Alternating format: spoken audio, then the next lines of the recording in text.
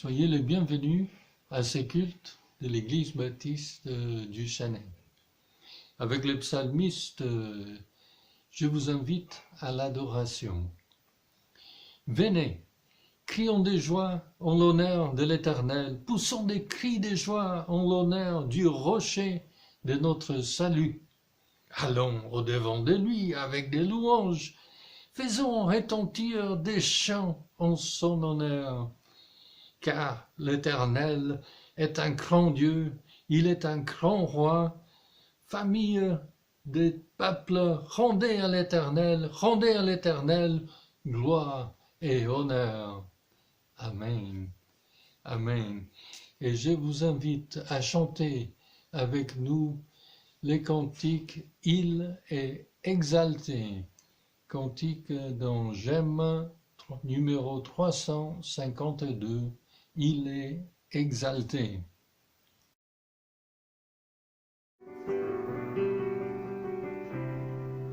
Il est exalté, le roi est au-dessus des cieux. Je vais le louer. Il est élevé, à jamais exalté. Je loue son saint nom. Il est Seigneur, sa vérité régnera. Tout l'univers se réjouit dans son salut. Il est exalté, le roi est au-dessus des cieux. Il est exalté, le roi est au-dessus des cieux. Je veux le louer. Il est élevé, à jamais exalté. Je loue son saint nom. Il est Seigneur, sa vérité régnera. Tout l'univers se réjouit dans son salut. Il est exalté, le roi est au-dessus des cieux.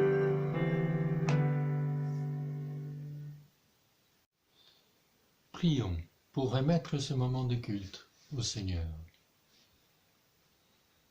Ô Dieu notre Père céleste, nous te louons et te remercions pour les cadeaux de la vie.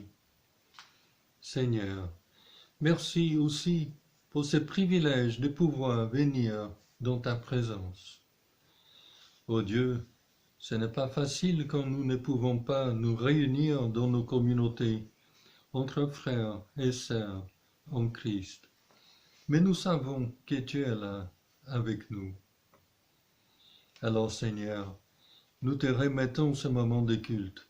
Nous voulons t'adorer, te glorifier et t'honorer. Ouvre nos cœurs à ta présence et parle-nous ce matin. Au nom de notre Seigneur et Sauveur Jésus-Christ, nous te prions. Amen.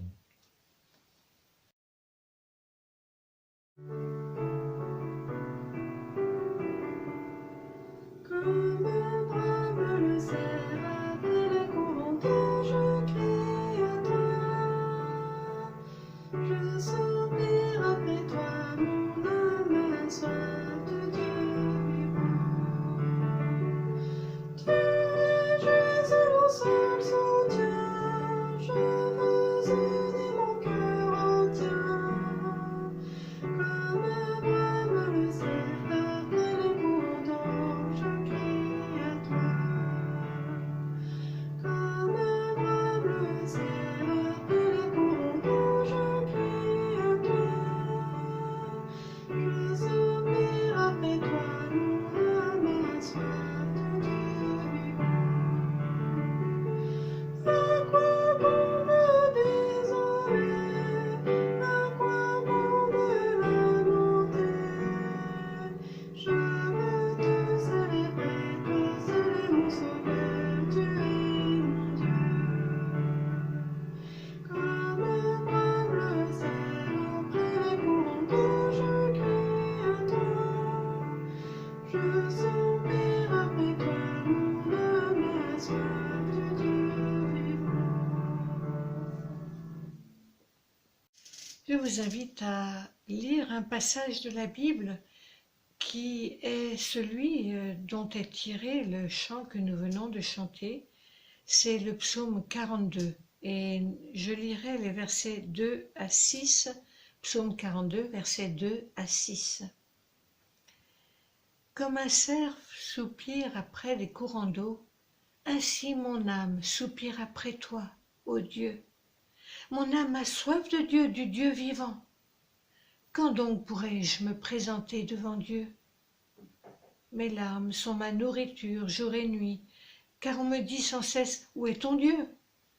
Je me rappelle avec émotion l'époque où je marchais entouré de la foule, où j'avançais à sa tête vers la maison de Dieu, au milieu des cris de joie et de reconnaissance d'une multitude en fête. Pourquoi être abattu, mon âme, et gémir en moi? Espère en Dieu, car je le louerai encore. Il est mon salut et mon Dieu. Amen. Et je vous invite à chanter ce cantique qui dit « Quel ami, fidèle et tendre ».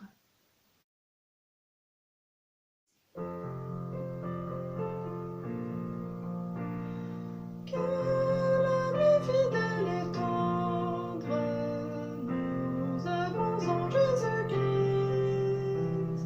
toujours prêt à nous entendre, à répondre à notre cri.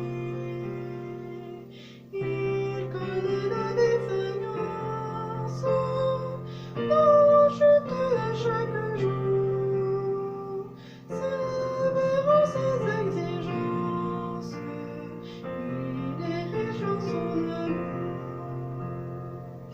Quel ami fidèle et tendre nous avons en Jésus-Christ, toujours prêt à nous comprendre quand nous sommes en souci.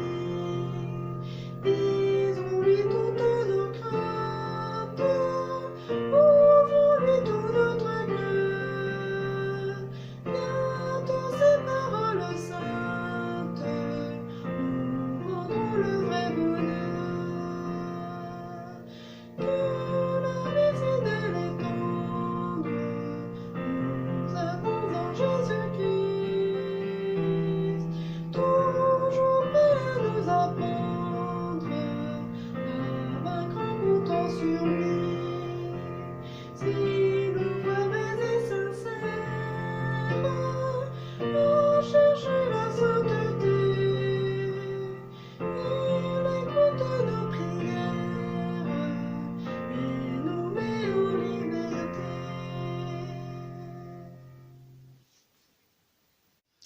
Le prophète Ézéchiel annonçait à la communauté d'Israël une bonne nouvelle de la part du Seigneur. Et il le disait de la manière suivante. Dans Ézéchiel, chapitre 36, à partir du verset 23. Les nations reconnaîtront que je suis l'Éternel, déclare le Seigneur, l'Éternel, quand à travers vous je manifesterai ma sainteté sous leurs yeux. Je vous arracherai aux nations, je vous rassemblerai de tous les pays et je vous ramènerai sur votre territoire. Je vous aspergerai d'eau pure et vous serez purifiés. Je vous purifierai de toutes vos impuretés et de toutes vos idoles. Je vous donnerai un cœur nouveau et je mettrai en vous un esprit nouveau. Je retirerai de votre corps le cœur de pierre et je vous donnerai un cœur de chair. C'est mon esprit que je mettrai en vous. Amen.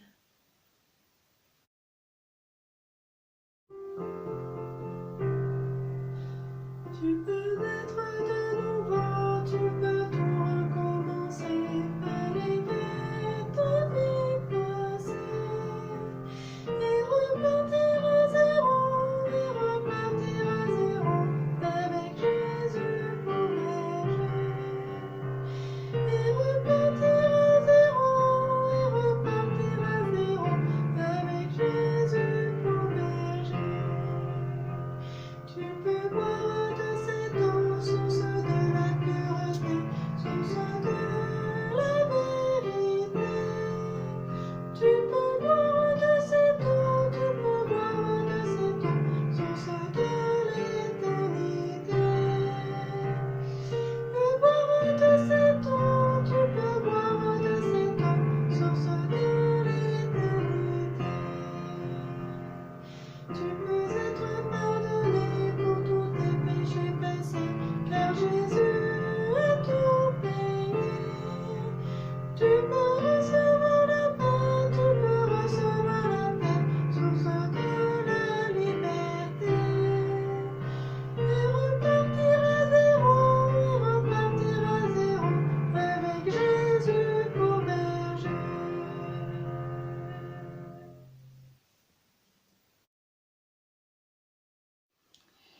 Je vous invite à lire un passage de la Bible dans l'Évangile selon Matthieu. Matthieu, chapitre 28, je lirai les versets 16 à 20. Les 11 disciples allèrent en Galilée sur la montagne que Jésus leur avait désignée. Quand ils les virent, ils se prosternèrent devant lui, mais quelques-uns eurent des doutes. Jésus s'approcha et leur dit, « Tout pouvoir m'a été donné dans les ciels et sur la terre. Allez, faites de toutes les nations des disciples, baptisez-les au nom du Père, du Fils et du Saint-Esprit, et enseignez-leur à mettre en pratique tout ce que je vous ai prescrit. Et moi, je suis avec vous tous les jours jusqu'à la fin du monde. Amen. » Sur la montagne, c'était là que bien souvent Jésus et ses disciples se retrouvaient à l'écart de la foule pour prier, pour partager sur les enseignements de Jésus. Rien de plus naturel donc que Jésus donne rendez-vous à ses disciples sur la montagne. Le texte nous dit que lorsqu'ils le virent, plusieurs d'entre eux se prosternèrent devant lui, mais que quelques-uns eurent des doutes. Cela peut paraître surprenant que quelques-uns aient eu des doutes. Jésus s'est pourtant déjà révélé à eux suite à sa résurrection. Ce n'est pas la première fois. Mais il faut bien admettre que les disciples traversent un tourbillon émotionnel. Leur cher maître et ami dont ils ont reçu l'enseignement durant 3 années, avec qui ils ont parcouru monts et vallées, est mort et ils l'ont pleuré. Or, au 3e jour, il est ressuscité, il est vraiment ressuscité, et alors c'est la joie qui est venue envahir tout leur être. Et voilà que Jésus leur donne rendez-vous. Mais de réaliser que Jésus est bien là devant eux, c'est comme s'ils se disaient que c'était trop beau pour être vrai, que ce n'est pas possible. Et pourtant, c'est bien Jésus qui est venu à leur rencontre, encore et toujours. On a là le rappel que chacun avance dans son cheminement spirituel à son rythme.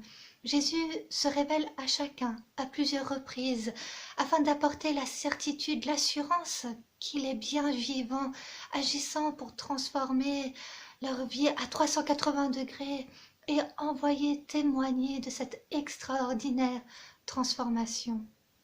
Jésus s'approche alors et leur dit « Tout pouvoir m'a été donné dans le ciel et sur la terre. » Avant de poursuivre, Jésus rappelle qu'il est le Tout-Puissant, que l'envoi qui va suivre ne peut être accompli que par sa grâce, que par sa toute-puissance, que par son amour transformateur.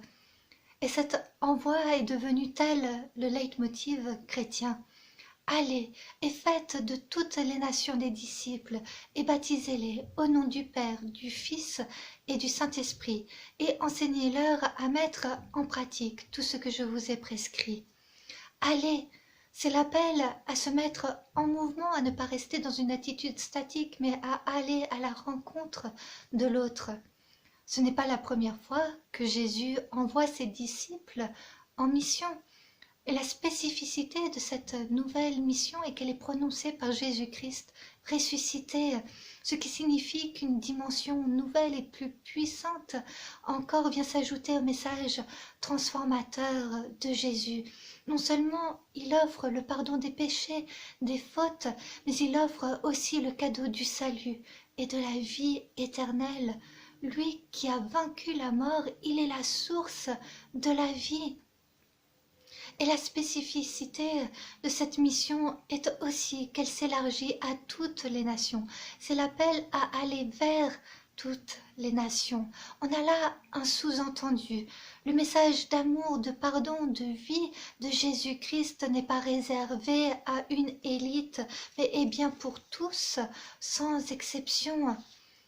C'est là le sous-entendu de ne pas garder pour soi ce message si extraordinaire, si révolutionnaire, si transformateur, mais de le partager, de le transmettre, afin que tout à chacun de par le monde puisse en bénéficier et puisse devenir à son tour disciple de Jésus-Christ. De nos jours, le terme « disciple » peut parfois demeurer abstrait, mais étymologiquement, un disciple, c'est un élève, c'est un apprenti, c'est celui qui reçoit l'enseignement d'un maître dont il devient dès lors le disciple, c'est-à-dire qui suit son exemple et cherche à mettre en pratique ce qui lui a été transmis. Devenir disciple de Jésus, c'est donc recevoir ses enseignements, mais c'est aussi et surtout croire en Jésus-Christ, Seigneur et Sauveur de l'humanité. Croire qu'il est le Messie, c'est-à-dire le Sauveur de l'humanité, venu pour nous pardonner de nos péchés, de nos fautes et nous permettre de repartir à zéro avec une vie nouvelle transformée par son pardon, par son amour inconditionnel, par la puissance de son Saint-Esprit. Devenir disciple de Jésus-Christ, c'est s'engager à changer d'attitude, suivre son exemple en mettant en pratique ses enseignements dans sa vie de tous les jours. Cette décision de devenir disciple de Jésus suit ce qu'on appelle la conversion. C'est le choix personnel en son fort intérieur de croire en Jésus comme Seigneur et Sauveur. C'est se reconnaître comme pécheur et accepter le pardon de Dieu. C'est choisir de changer d'attitude, de se repentir et de soumettre sa vie à l'autorité de Christ. Le baptême est le signe extérieur, visible et public de cette décision intérieure de donner sa vie à Jésus-Christ, de s'engager à suivre ses enseignements et d'être son disciple jour après jour. Le baptême, c'est le témoignage public de la transformation intérieure que Christ a accomplie dans notre vie. Par le témoignage, c'est témoigner, affirmer que par la foi nous avons reçu le pardon de Dieu, l'assurance que nos péchés sont effacés, que nous sommes une nouvelle personne par Jésus-Christ. Être baptisé sans la foi n'a aucune signification, c'est simplement être mouillé. Le baptême représente donc sous une forme visible notre union avec Jésus-Christ. Ainsi donc, le baptême représente qu'on meurt à notre ancienne vie et qu'on ressuscite par la gloire de Dieu pour mener une vie nouvelle. Il est écrit dans 2 Corinthiens 5, verset 17, « Si quelqu'un est en Christ, il est une nouvelle créature. Les choses anciennes sont passées, voici toutes choses sont devenues nouvelles. » Et cet apprentissage avec Jésus marchant dans ses pas s'accomplit jour après jour avec la promesse qui nous est laissée par Christ. Je serai avec vous tous les jours jusqu'à la fin du monde. Jésus fait allusion ici à l'envoi du Saint-Esprit qui sera déversé sur les disciples au jour de la Pentecôte, peu de temps après. C'est bien pour cela qu'il appelle à baptiser au nom du Père, du Fils et du Saint-Esprit. Quand bien même Jésus ne sera bientôt plus physiquement sur terre, il demeurera dans le cœur de ceux qui croient en lui par son Saint-Esprit déversé en eux. Et c'est là le rappel de la Trinité, de Dieu, le Père, le Fils et le Saint-Esprit. En transmettant le flambeau, Jésus rassure ses disciples qu'il continuera d'être avec eux de par son Saint-Esprit, leur permettant ainsi par sa force, par sa puissance, sa grâce, sa sagesse d'être les témoins de Christ ressuscité de par le monde. Et cela est réitéré en Actes, chapitre 1, verset 8. Vous recevrez une puissance lorsque le Saint-Esprit viendra sur vous, et vous serez mes témoins à Jérusalem, dans toute la Judée, dans la Samarie et jusqu'aux extrémités de la terre. C'est par l'aide du Saint-Esprit qu'il y a la possibilité d'être les témoins de Jésus-Christ.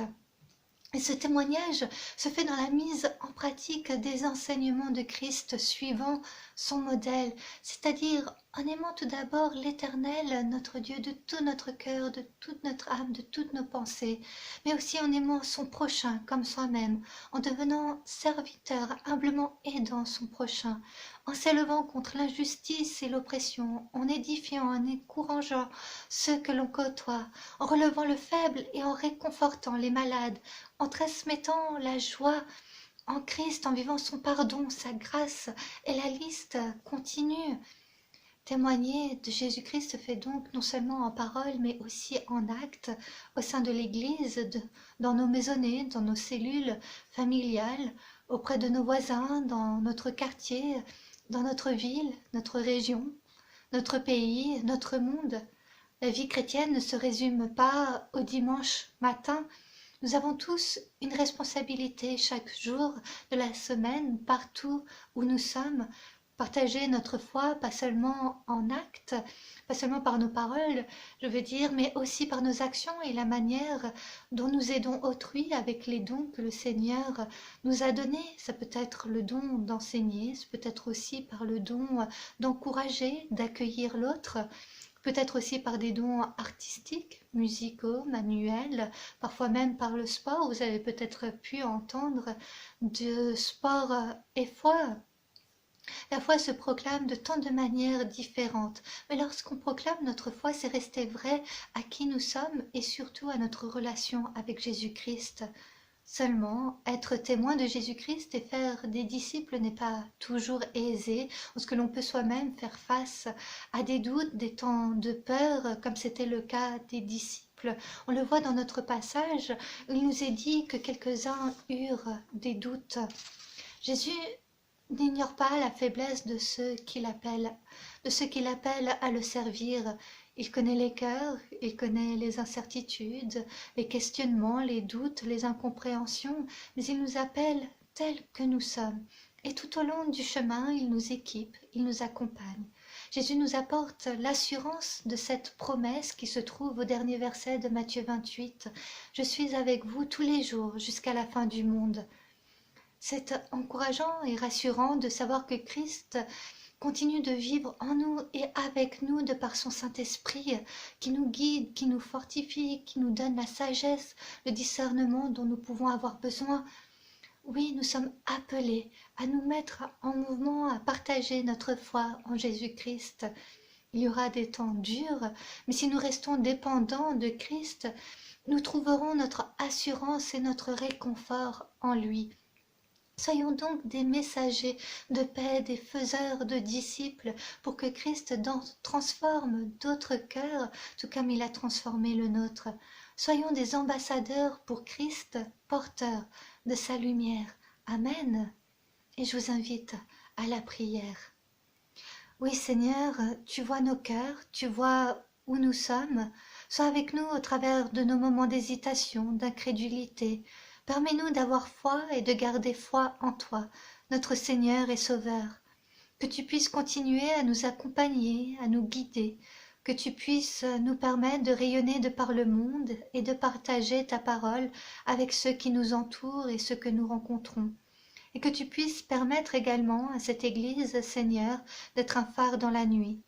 Oui, merci Seigneur pour ta parole, pour ton amour, pour ta grâce. Merci pour la vie que tu nous donnes. Merci pour ton souffle et pour ta présence constante parmi nous. Gloire à toi Seigneur Jésus. Amen. Nous croyons en Dieu le Père, Créateur de l'univers, et en Christ son Fils unique, né de Dieu par l'Esprit Saint. Nous croyons qu'il est mort pour nous, crucifié pour nos péchés, et qu'il est auprès du Père, car Dieu l'a ressuscité.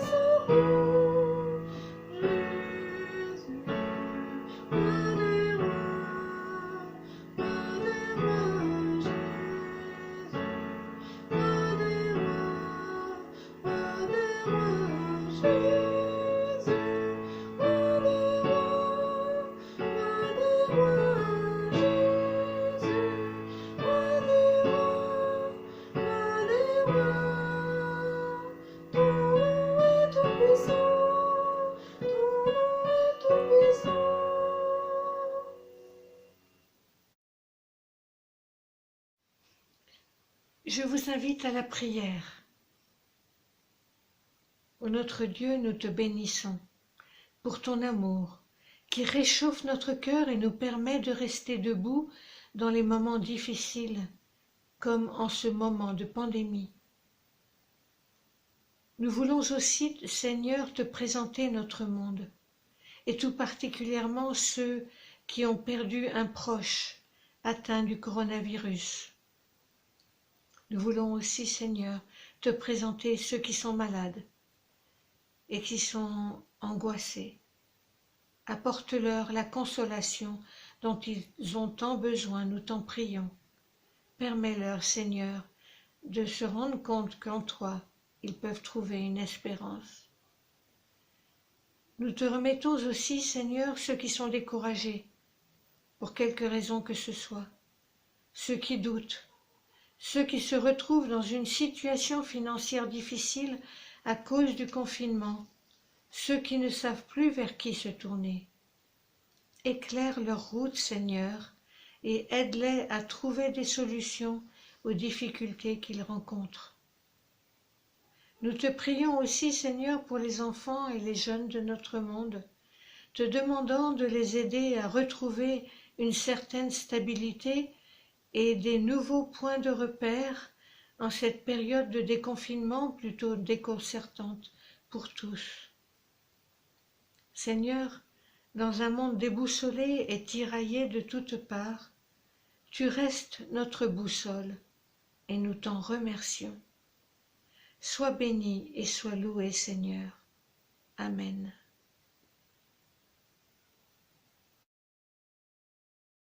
Et recevons la bénédiction du Seigneur.